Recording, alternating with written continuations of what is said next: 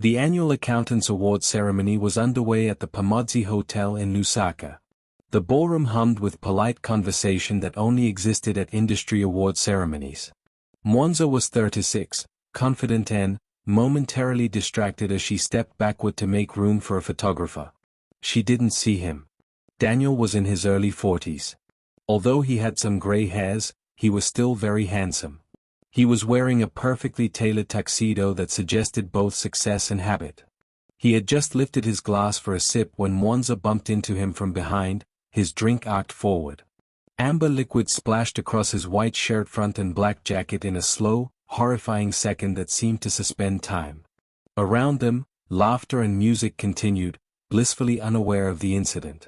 When Mwanza turned around, she saw what had happened. "I am so sorry," she blurted, eyes wide. "I swear I don't usually assault strangers with alcohol." He stared down at his shirt as if it had personally betrayed him. "Well," he said slowly, dabbing at the stain, "this is new." "I wasn't looking where I was going," she rushed on. "There was a photographer and I panicked. Apparently my fight-or-flight responses reverse into people."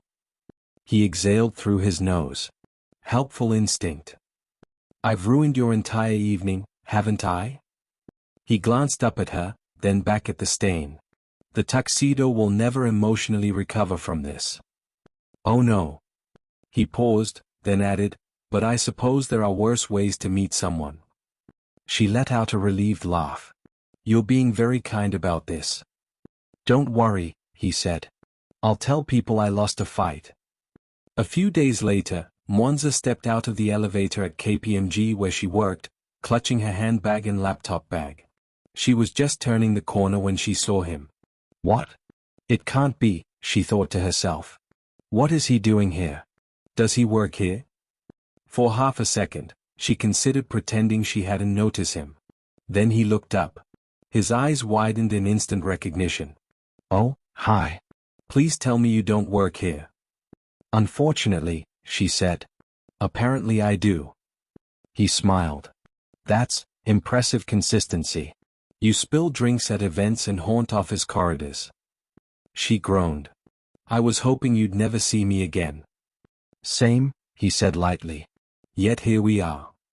She winced. "I'm still so sorry about your tuxedo."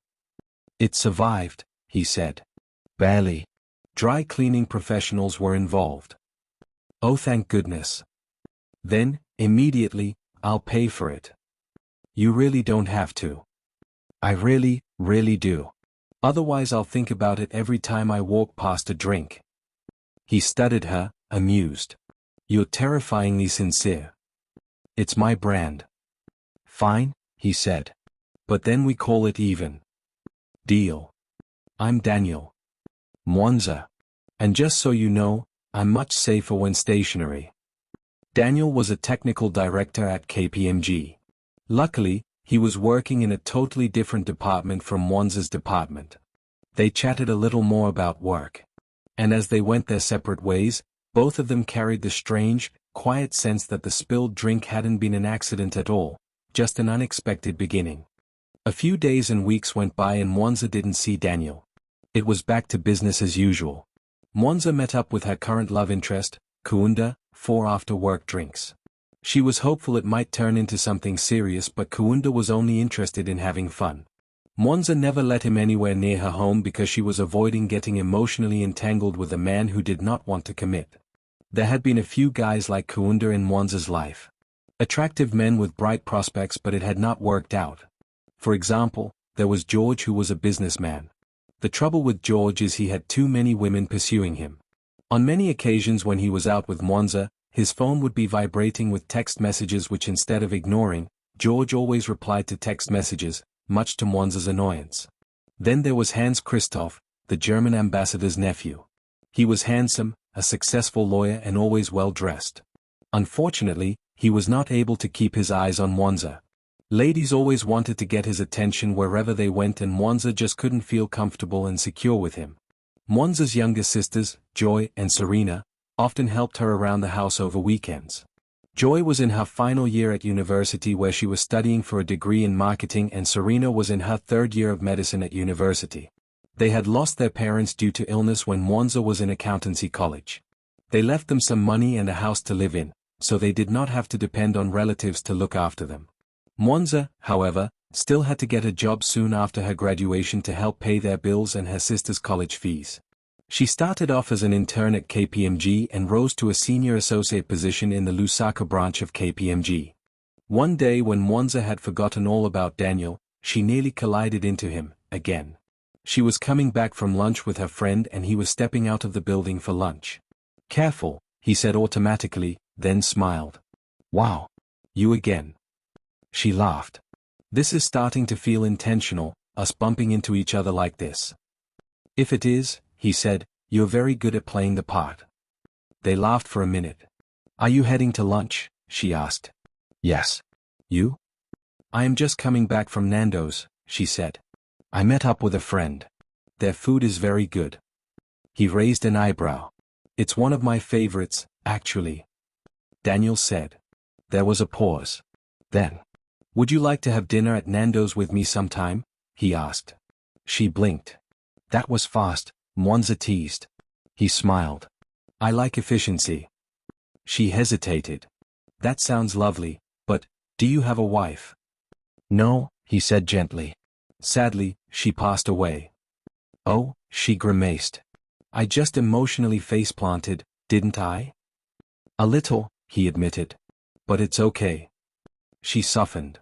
"I'm sorry." "Thank you. It gets easier with time." After what felt like a long pause, Daniel repeated. "So, dinner?" Mwanza smiled. "Yes. But I promise I won't spill anything on you." "That's nice of you," Daniel said. "I'll bring a napkin. Just in case." They laughed as they went their separate ways. As Daniel reached his car, he took a look at his phone. 3 missed calls from Cheryl, the woman who has been actively pursuing him for the last 8 months. She was his former workmate at YSM Chartered Accountancy Firm. As his former boss, she presented herself as exactly what he needed in the aftermath of loss: steady, attentive, indispensable. But beneath that support was a need to direct and possess. What began as help slowly became control. He did not return any of her calls, especially after he switched companies from YSM to KPMG. He was relieved to get away from her. Mwanza was more relaxed and easier to talk to. On the agreed date, Daniel and Mwanza met for dinner. "So," she said, "any other traumatic tuxedo stories I should know about?" "No," he said. "But I do flinch near open glasses. I've changed you forever." "Tragic, really." She laughed. "You're easy to talk to." "So are you," he said. "Most people either flirt aggressively or interrogate me about work. What if I flirt and interrogate? Then I'll order dessert and leave as quickly as possible." They laughed. They began with one dinner at Nando's restaurant, at Manda Hill Shopping Center. Before long, they went to another fancy restaurant in East Park Shopping Mall. Then another at Arcades Shopping Center. They enjoyed movies, long walks and visits to national parks. They decided to take it slowly and sleep in separate rooms. Without meaning to, they slipped into something easy and real. They attended their friends' parties and barbecues. Daniel met Mwanza's 2 sisters, Joy and Serena. After many months of uncertainty, Daniel finally introduced Mwanza to TJ and Kira, his 2 children. TJ was 15 and Kira was 13. Somewhere between shared desserts and unplanned walks afterward, they fell in love. One evening, they sat across from each other in a softly lit restaurant. They talked about the past.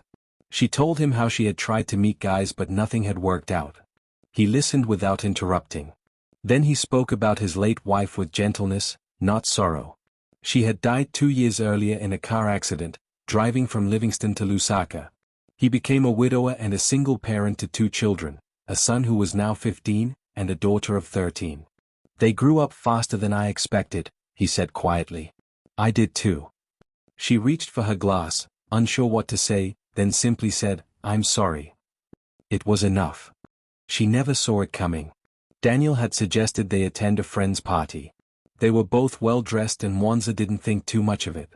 She thought it was just another barbecue that they were going to. One moment they were talking, laughing softly, the everyday ease between them settling comfortably in the air. The next, he stopped. And then he knelt. The world seemed to pause as their friends at the party turned to watch them, and smiled. Conversations softened into whispers. Phones appeared. But all she could see was him, steady, hopeful, holding a small box that changed everything. Her hand flew to her mouth, disbelief giving way to joy. This wasn't planned in her mind, not rehearsed, not anticipated. It was a surprise in the truest sense, bold, public, and full of love. He looked up at her with the quiet certainty of a man who knew what he wanted, who had lived enough life to recognize the moment when it finally arrived. Yes, she said, smiling through the rush of emotion. Applause rose around them, friends celebrating a love they had only just witnessed. And right there, surrounded by friends, she realized that the most beautiful moments often happen when you least expect them. The room was quiet in a way that felt heavy, as though everyone was holding their breath at once. He spoke gently, his arm resting protectively around her, choosing his words with care. "We're getting married," Daniel said calmly. Silence. TJ frowned. "So, does that mean Mum is just done?" "No," Daniel said firmly. "Never." "It feels like you're replacing her," Kira whispered. Mwanza stayed quiet. Daniel leaned forward. "Your mother isn't being replaced. She's irreplaceable. This isn't erasing her, it's continuing life."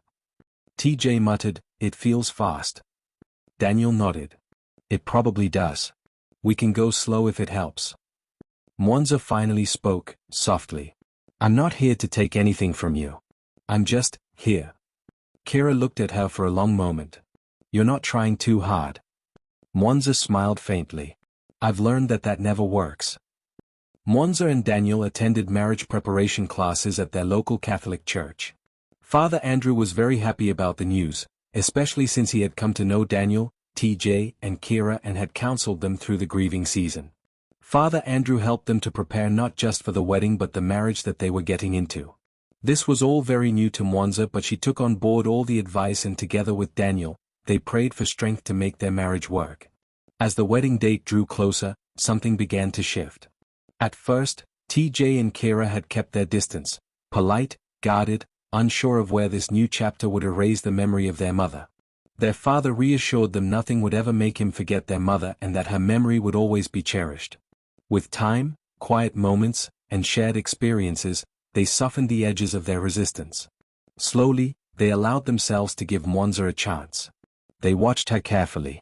She never tried to replace their mother. She never rushed their affection or demanded space that wasn't hers to take. Instead, she listened. She asked questions. She showed up, at family dinners, at school events, in ordinary moments that mattered more than grand gestures. Little by little, they got to know her. They realized she wasn't with their father for status or comfort. She had her own life, her own accomplishments. On the day of the wedding, there was much joy and excitement. Mwanza's dress was beautiful and her makeup was well done. She looked stunning. Daniel decided to wear the same tuxedo Mwanza had spilt a drink on when they met. Mwanza glanced at his tuxedo and grinned. Bold choice. He smoothed the jacket. "I considered retiring it. But it survived you once. I figured it could handle marriage." She laughed. "I promise, no drinks tonight."